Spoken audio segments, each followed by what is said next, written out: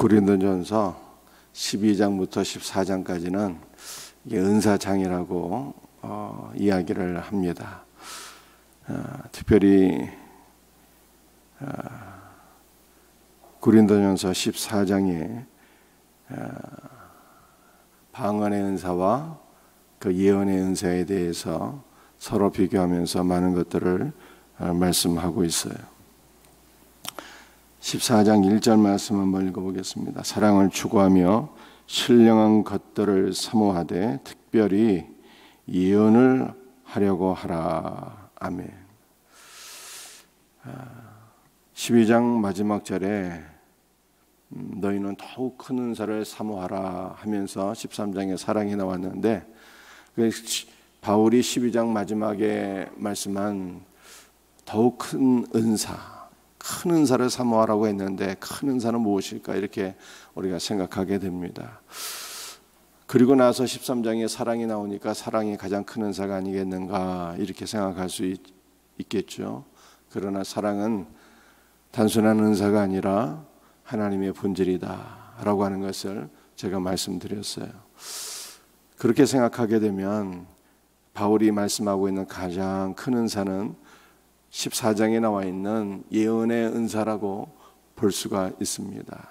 그런데 바울이 13장에서 사랑에 대해서 말씀할 때 만약 사랑이 없다면 예언하는 능력이 있어서 하나님의 모든 지식을 깨달아 그것을 말할지라도 아무 의미가 없는, 가치가 없는 것이다 이렇게 말씀을 했어요.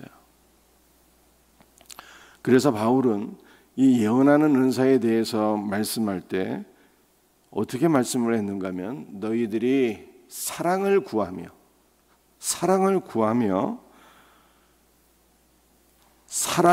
구하는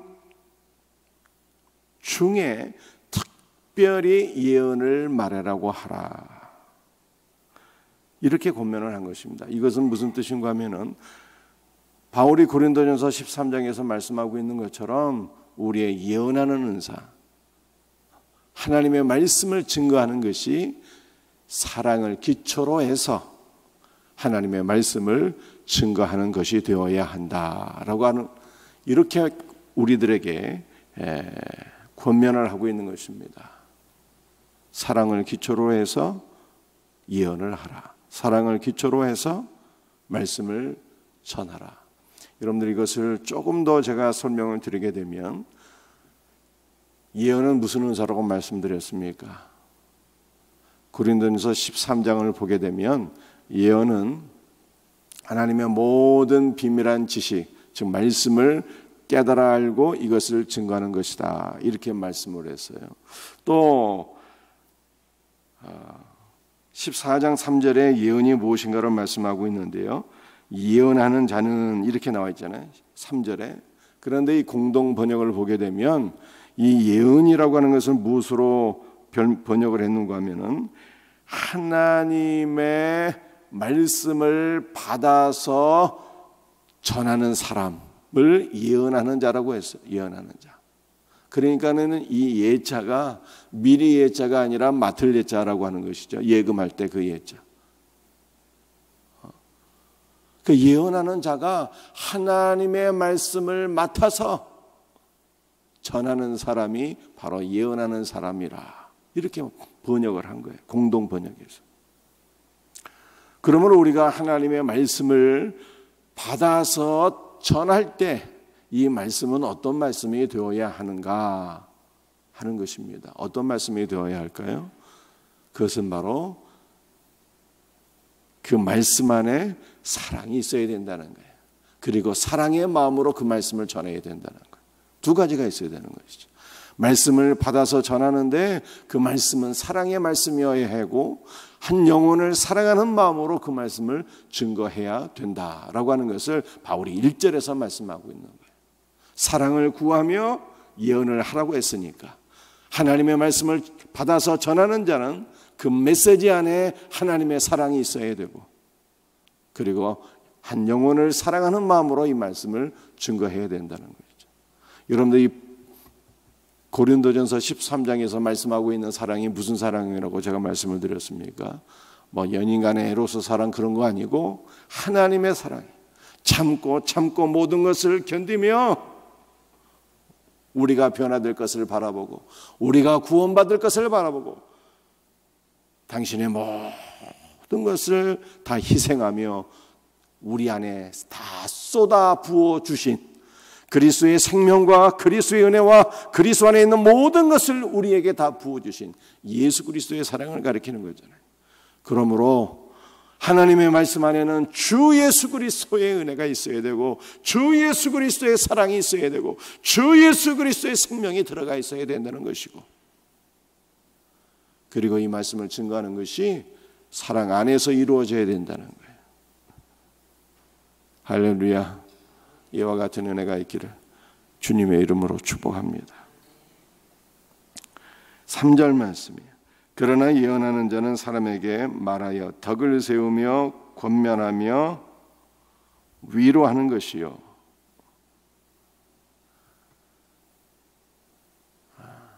예언을 할 때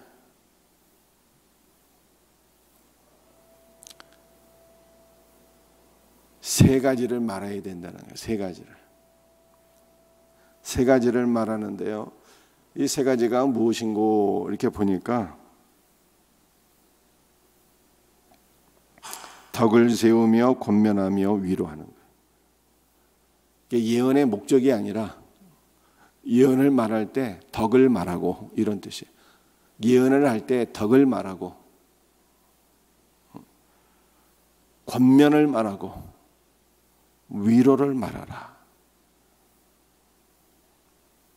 이러한 의미로 바울이 3절을 우리들에게 말씀한 것입니다. 예언할 때 덕을 말하래요.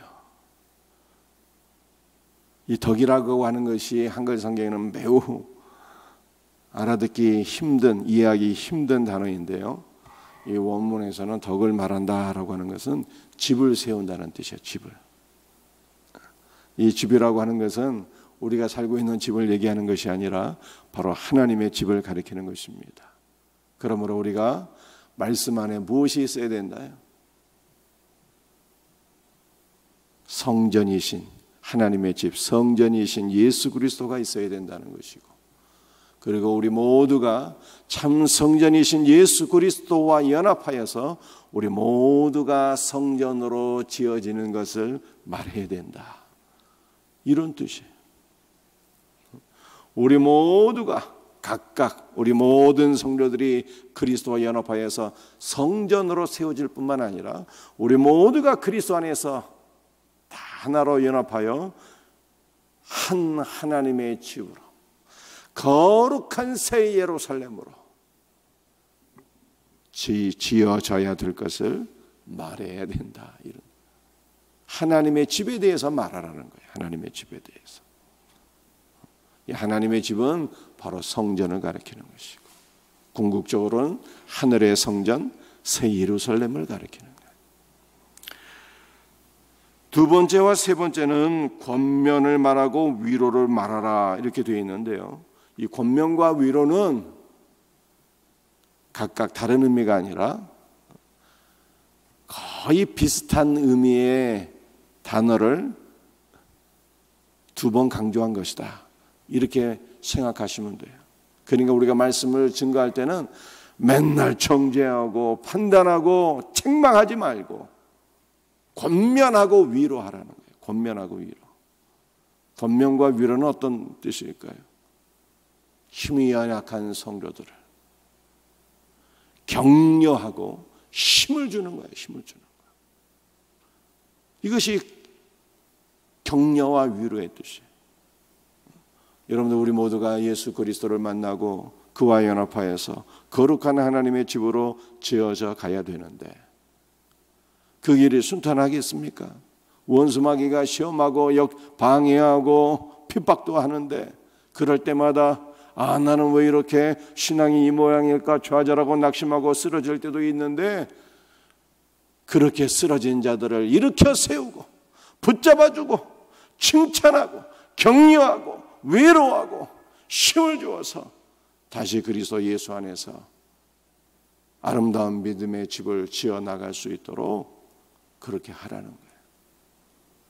그러므로 우리는 그리스도 안에서 어떠한 자가 되어야 됩니까? 판단하고 정죄하고 책망하는 자가 되지 말고 격려하고 위로하는 자가 되어야 돼. 주여, 우리의 입에서 격려와 위로의 말이 나오게 하옵소서. 이렇게 기도하시고 우리의 언어가 바뀌어지기를 주 예수의 이름으로 축복합니다.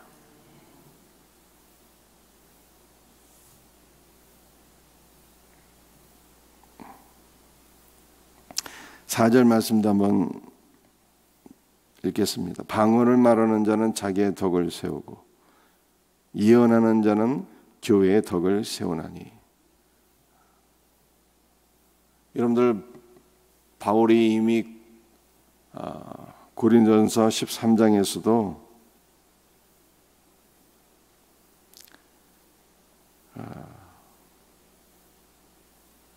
12장부터 14장까지 이 방언에 대해서 많이 말씀하고 있는데요. 방언과 예언의 차이가 무엇일까 이렇게 보니까 방언은 어제 13장에서도 이 얘기를 제가 말씀드렸습니다. 사람에게 복음을 증거하는 것, 다른 나라 언어로 사람에게 복음을 증거하는 것이 방언이잖아요. 그리고 방언은요, 또 수직적으로는 하나님과 소통하는 것을 천사의 언어, 즉 방언으로 생각해 볼 수가 있습니다. 그래서 이 방언 기도를 후자 하나님과 소통하는 신령한 언어로 생각할 때 이 방언은 어떠한 유익이 있을까? 우리가 하나님과 소통하는 언어로서, 이 기도의 언어로서 방언을 생각할 때 방언은 어떠한 유익이 있을까 생각하게 되면 바울이 4절에서 이 방언 기도를 통해서 자기의 덕을 세우는 것이다. 여러분들, 덕이 무엇인가를 제가 3절에서 방금 설명드렸잖아요. 덕은 우리 모두가 참 성전이신 그리스도 안에서 거룩한 성전으로 세워지는 거예요. 방언 기도를 많이 하게 되면 우리가 온전한 믿음의 사람으로 거룩한 성전으로 세워진다, 이런 뜻이에요. 그런데 예언을 하는 것은 무엇을 가리키는 것입니까? 하나님의 말씀을 맡아서 전하는 것, 하나님의 모든 지식을, 성경을 깨달아서 증거하는 것, 이거 바로 예언이라고 말씀했습니다. 그래서 사람들에게 하나님의 말씀을 증거하게 될 때 모든 성도들이 거룩한 믿음의 집으로 세워지게 된다. 방언도 유익하지만 무엇이 더 유익하다는 것입니까? 바로 예언하는 것, 말씀을 증거하는 것이 온 성도들을, 모든 성도들을 거룩한 하나님의 집으로 세우게 되니 이것이 더 유익하며 이것이 방언과 예언의 차이다라고 하는 것을 바울이 말씀하고 있는 것입니다. 고린도전서 14장에서는 매우 민감한 문제를 바울이 말씀하고 있는데요. 이 문제가 오늘날에도 큰 영향을 끼치고 있는 것을 보게 됩니다. 어떠한 문제일까요? 고린도전서 14장 34절이에요.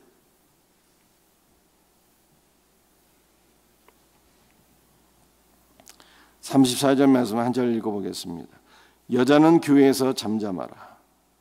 그들에게는 말하는 것을 허락함이 없나니 율법에 이른 것 같이 오직 복종할 것이요. 여자는 교회에서 잠잠하라고 바울이 얘기했는데요. 이것을 해석하는 것이 각 교단마다 많은 차이가 있습니다. 그래서 이 보수적인 교단, 고신이나 합신 같은 곳에서는요, 이 말씀을 해석하고 교회 안에 적용하게 될 때 여자는 교회에서 잠잠하라고 했으니 여자는 교회에서 안수를 받아서 말씀을 증거하는 자가 될 수 없다, 이렇게 해석을 했어요. 그래서 합동 측 우리 교단에서는 여성은 목사 안수를 받아서 말씀을 증거하는 목사가 될 수가 없어요. 이것이 조금 더 확대 적용되어서 장로의 직분도 받을 수가 없습니다. 여기에 대한 많은 부작용들이 있어요. 어떤 부작용이 있는가 하면은 옛날에는 한국 교회가 다 유교적인 문화 가운데서 보수적이었기 때문에 여성분들이 목사 안수를 받는 것을 다 이렇게 대부분 다 금기시했어요. 모든 교단들이.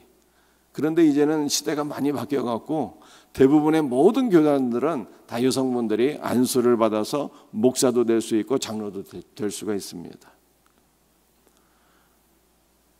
지금까지 목사 안수, 장로 안수, 여성분들이 목사 되고 장로 되는 것을 금하던 교단은요, 거의 두 교단밖에 없어요. 고신과 합동입니다. 우리 교회가 이 합동교단에 속해 있잖아요. 그러다 보니까 어떠한 부작용이 있는가 하면은 교단 안에 많은 유능한 여성들이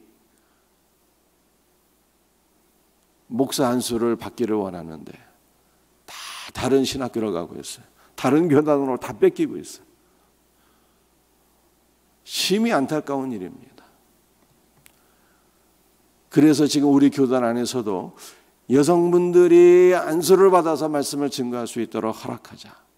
왜 우리만 이것을 금하고 있는 것이냐 해서 이 문제 제기를 하고 지금 헌법을 바꾸고 여성분들도 목사 안수 받고 장로 안수 받도록 하자라고 하는 열띤 논의가 이루어지고는 있지만 제가 교단 안의 분위기를 보니까 향후 10년 안에 여성분들이 목사 안수를 받는 것이 거의 불가능에 가깝다 이렇게 생각이 돼요. 아직도 바뀌기가 매우 힘든 상황입니다. 그래서 우리가 이 말씀을 생각해 보면서 과연 여성은 교회에서 잠잠하라고 하는 것이 사도 바울이 교회 안에서 여성을 목사 안수 받아서 말씀을 증거하는 자는 될 수 없다라고 하는 차원에서 말씀한 것일까? 이것을 한번 생각해 보자는 거예요. 결론적으로 말하면 결코 그것이 아니다는 거예요. 결코 그것이 아니에요. 바울은 34절에서 여성만 교회에서 잠잠하라 이걸 얘기한 것이 아니거든요. 교회에서 잠잠해야 되는 사람들이 많이 있는데 그 가운데 한 부류가 바로 여성이라고 얘기한 거예요. 고린도전서 14장에서 바울은 어떤 사람들이 잠잠해야 될까를 지금 얘기하고 있어요. 27절 28절 만일 누가 방언으로 말하거든 두 사람이나 많아야 세 사람이 차례를 따라하고 한 사람이 통역할 것이요 만일 통역하는 자가 없으면 교회에서는 잠잠하고 자기와 하나님께 말할 것이요 이렇게 나와 있어요. 그러니까 교회 안에서 방언하는 자가 통역하는 자가 없으면은 잠잠해라. 방언하는 자가 잠잠하라는 거야. 방언하는 자가. 이거 다 설명하려면 시간이 없네요. 아무튼 방언하는 자가 잠잠하라 이렇게 얘기하고 있어요. 또 29절 30절 말씀을 보니까 예언하는 자도 잠잠하래. 예언하는 자는 29절입니다. 둘이나 셋이나 말하고 다른 이들은 분별할 것이요 만일 곁에 앉아있는 다른 이에게 계시가 없으면 먼저 하던 자는 잠잠할지니라. 잠잠하래. 여러분들 이것을 간단하게 제가 설명을 드리면 방언을 하는 자도 질서를 따라 질서를 따라 방언을 해야 되는데 질서를 따르지 않을 경우에는 방언하는 자도 잠잠하고 예언을 하는 자도 질서를 따라 예언을 해야 되는데 그렇지 못할 경우에는 예언하는 자도 잠잠해야 된다 이렇게 얘기하는 거예요. 여러분들 이것이 도대체 무슨 상황이냐. 지금 옛날 초대교회는 지금의 교회와는 많은 차이가 있는 게 어떤 차이가 있을까요? 옛날 교회는 그냥 다 셀 교회였어요. 소그룹 교회. 예루살렘 교회를 제외하고는요 다 가정교회, 소그룹 교회. 여러분들 세일에서 말씀을 나누잖아요. 바로 그러한 유형의 교회였던 것입니다. 그러므로 모든 성도들이 다 예언을 할 수가 있고 다 말씀을 전할 수가 있고 그렇게 되었어요.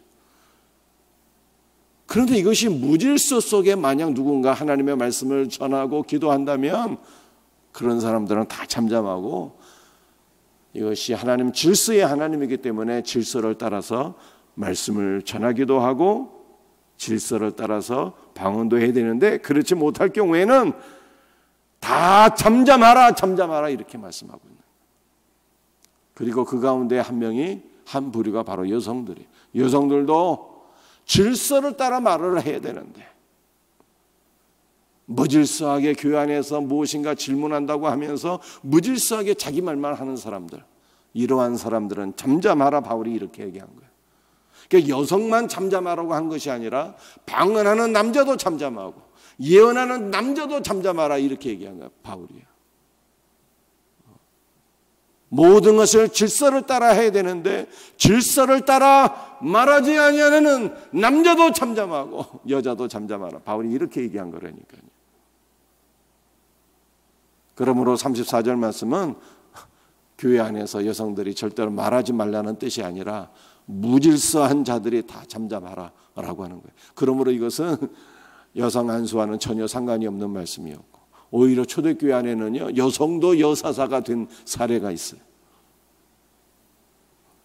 여성도 이 사도가 되었는데, 목사 안수를 그만한 것은 얼마나 이 한국 교회가 아직도 보수적이고 유교적인 문화 속에 있는지 라고 하는 것을 보여주고 있는 것입니다. 앞으로 우리 교단이 많이 변화되어야 될 그러한 모습들이 있어요.